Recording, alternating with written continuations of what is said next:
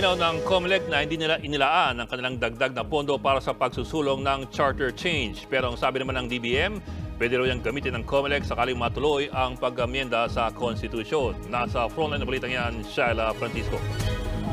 Mismong si Budget Secretary Amenah Pangandaman na ang nagsabi, pwedeng gamitin ng Commission on Elections ang dagdag nilang budget sakaling matuloy ang plebisito para sa pag-amyenda ng konstitusyon o charter change. The money is already there. Pag kailangan na po nila ng cash for the purpose, we will release it. Meron tayong funding to push for the charter change. Meron tayong existing 12 billion under the GAA para to go through the process. Sinabi yan ni Pangandaman sa gitna ng akusasyon ni Albay Representative Ed Salagman na nagdagdag ng pondo sa COMELEC para sa Chacha.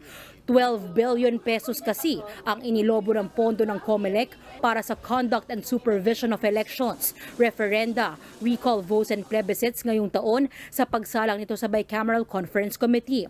Mula yan sa dating 2.2 billion pesos nitong 2023. Ayon kay Pangandaman, bagamat maaaring gamitin yan para sa plebisito sa Chacha, COMELEC pa rin na may pinal na desisyon kung saan ilalaan at gagastusin ang naturang pondo.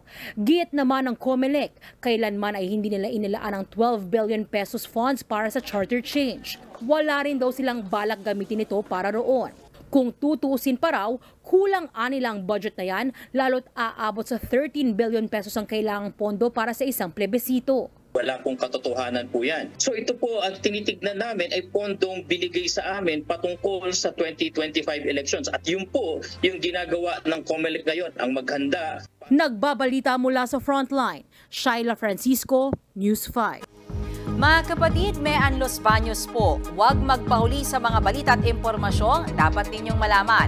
Para sa mas malawak na balitaan at diskusyon, mag-follow at mag-subscribe sa social media pages ng News 5.